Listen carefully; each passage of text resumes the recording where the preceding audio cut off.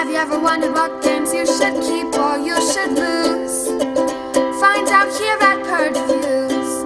Emberheart is a really cool little game. It's about dragons and people riding the dragons and using those dragons into pastures to get points and all these kind of cool things centered around the dragons. And first of all, I got to say this game is beautiful. I love the artwork in this game. It really brought me in, the bright colors, the different dragons. I like how the cards match up. So when you put a dragon on a person, it kind of fits on there. Same thing with the pastures. Everything lines up and looks great. So the graphic design is phenomenal in this game. The components are very good, and I really do love the artwork. I also like the universe. It kind of reminds me of a universe like How to Train Dragons would be in. I could see that thing put on this. That'd be really cute. But it just really has a nice flow to it. And when I get to the flow of the game, I also like how pretty much all the actions and things kind of work together. They all have this symbiotic nature to them. Now, most games you would say, duh, they should have that. They should, but they don't. It's like you can go over here and do this, you can go over here and do that.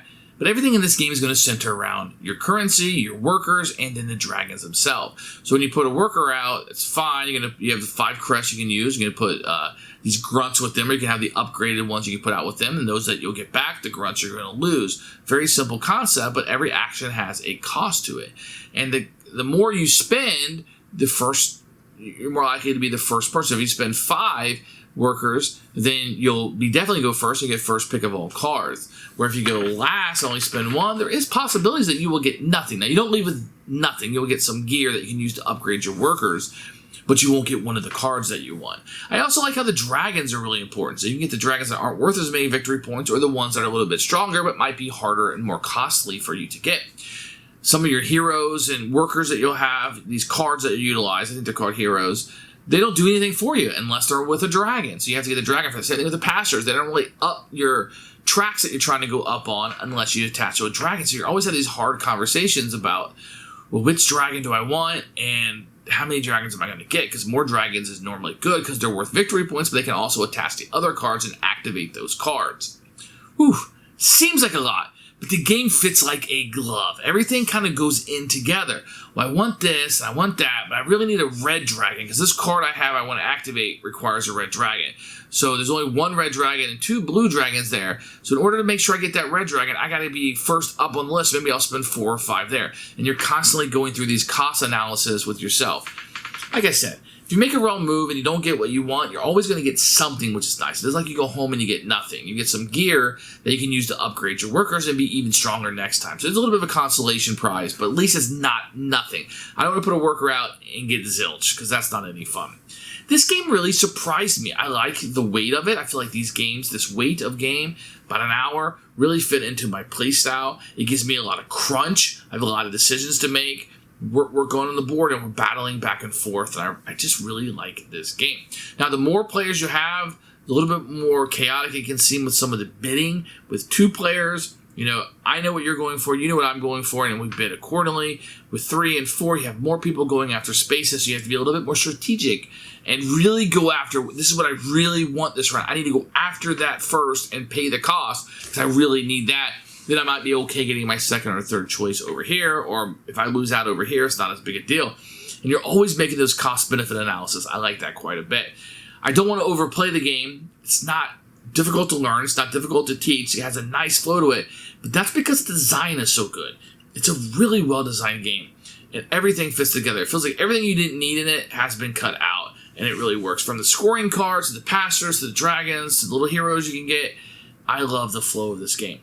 This one is really rising for me. Emberheart is one that I didn't expect a lot from, but boy, did it deliver. And this one is absolute keeper. And what I'm going to tell you, if you don't have, immediately search this one out. It's well worth tracking down.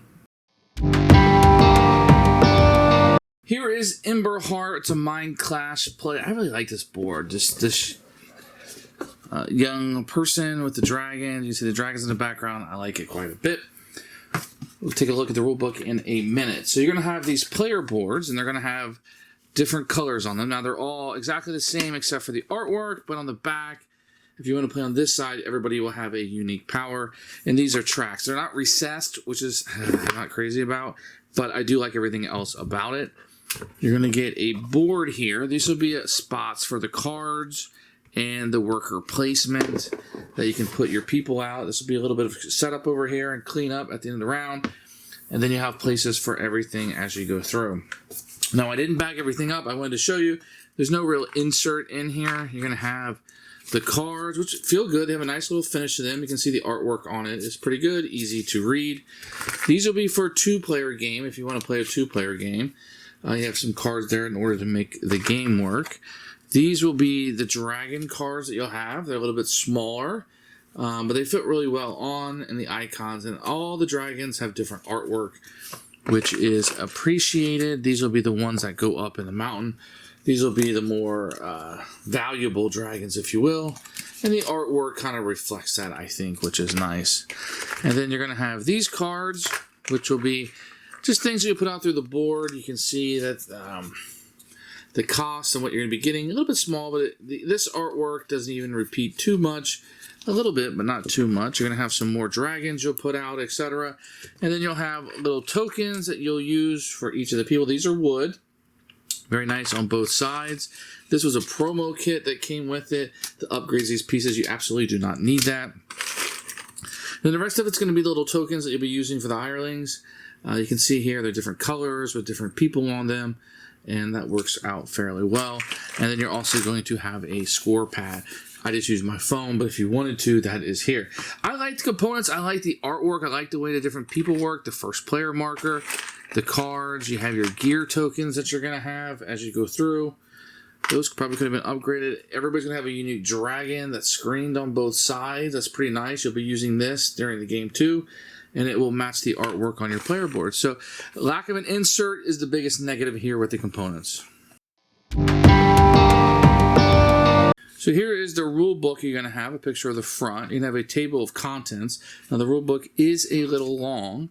You have a picture of all the components. You're going to have a breakdown of everything that you're going to have in the game, which is really nice.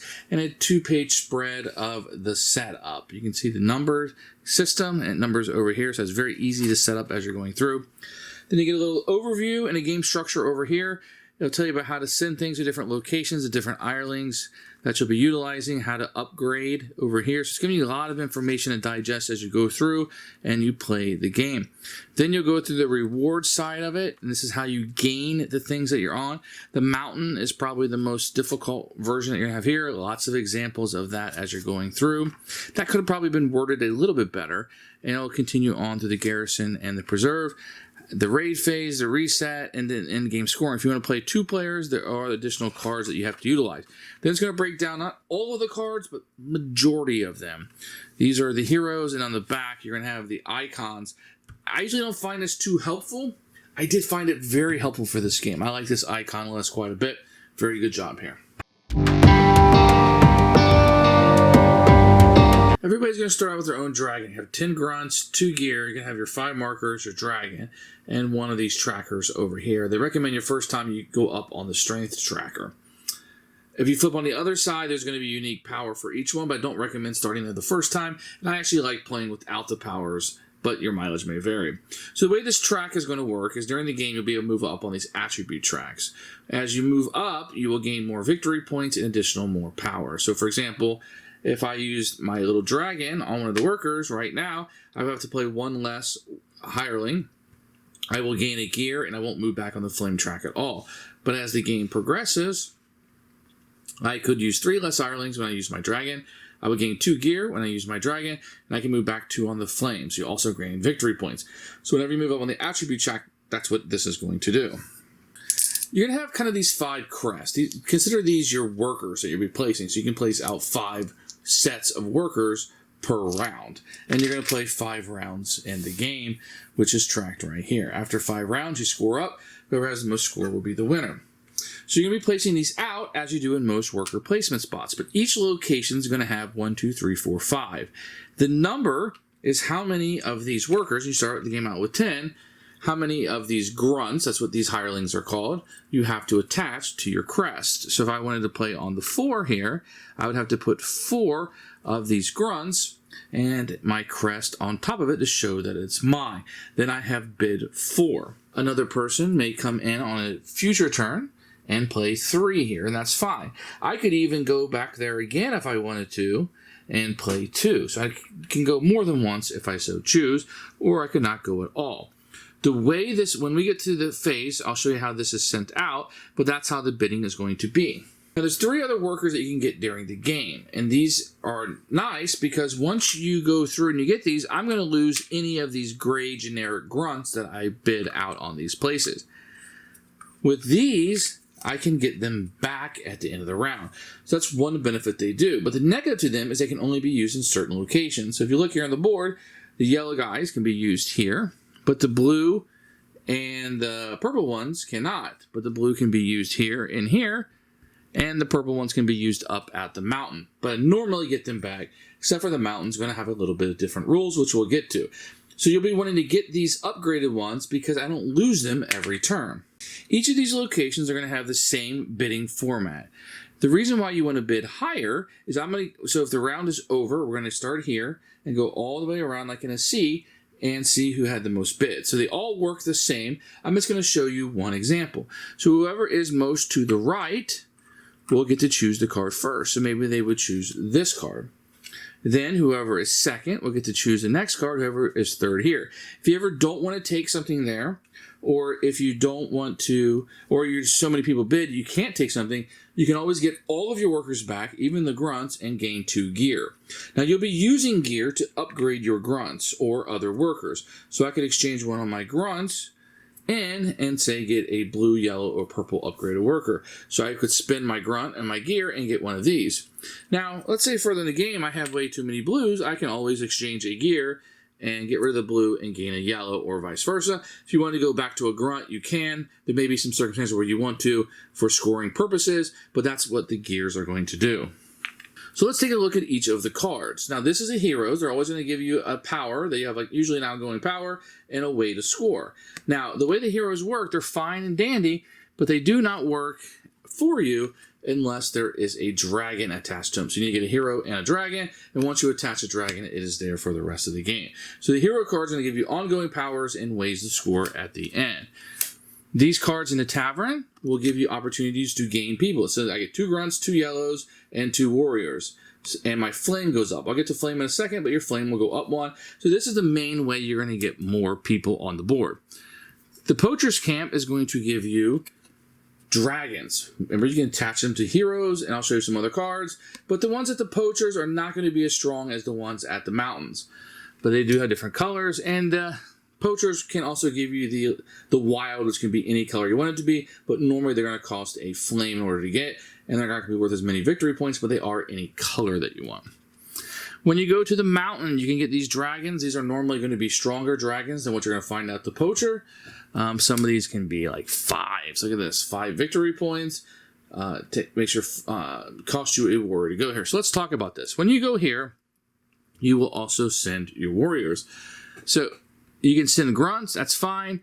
You can get anybody on the bottom. If you have any warriors, then you can go to the next level, which will be in turn order based on who sent the most warriors.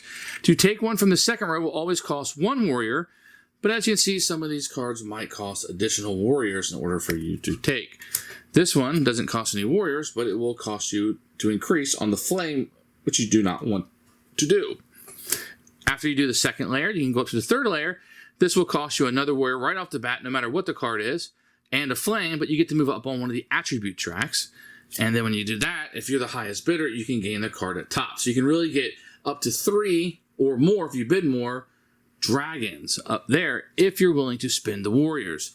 Now when you do spend the warriors, like grunts, they will come out back into the supply, now the discard pile, unlike the blues and yellows that come back to you, but only if you choose to spend them.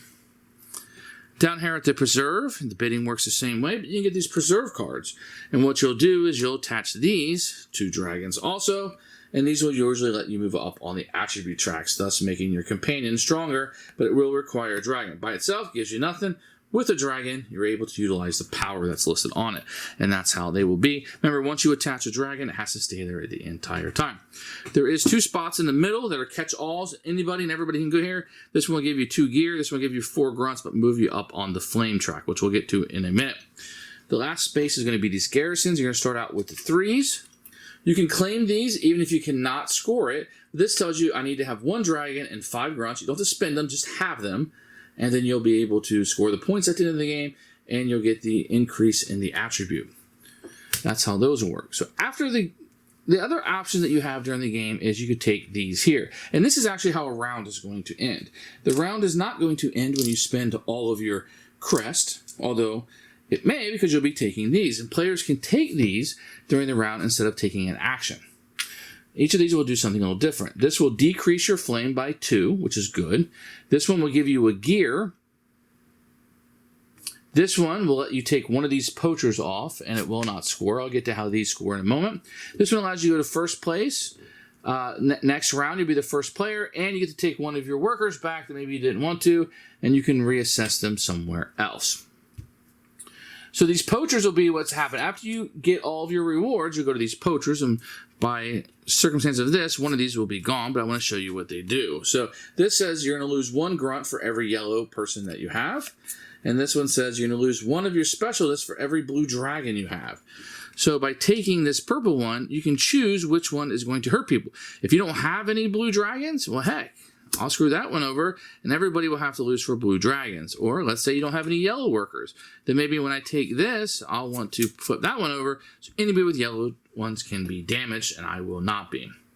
At this point, any cards not taken will be taken off the board. Then you will refresh the board completely, and you'll be ready for the next round. Now, you're going to score points usually by these dragons. Anything that has this like gold on it. Some of these will score points at the end of the round.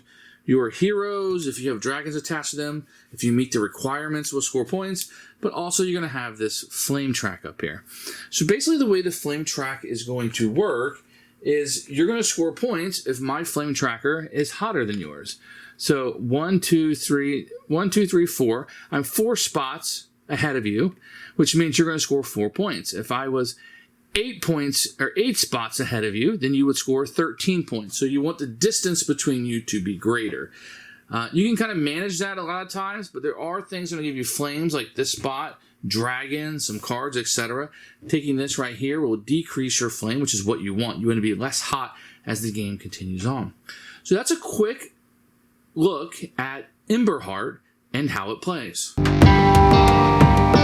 Who should buy this game? Anybody who likes little light Euros, but this one has a tremendous theme. The colors, the art, everything pops on it. It really works together. If you like your, what I would call a clean design, this one does. Everything has a purpose and everything works together. There's nothing that's like, oh yeah, but this. It all fits together into a package. You know, the pastors might have anything to do with the heroes, but they do because I got to decide, am I going to use a dragon for the hero or am I going to use the dragon for the pastor? You know, so you're making these constant decisions about what is the best use of your resources, and dragons just happen to be one of your resources. Beautiful game. Love it very much. Highly recommend this one. Do not sleep on Emberheart. Keeper for me.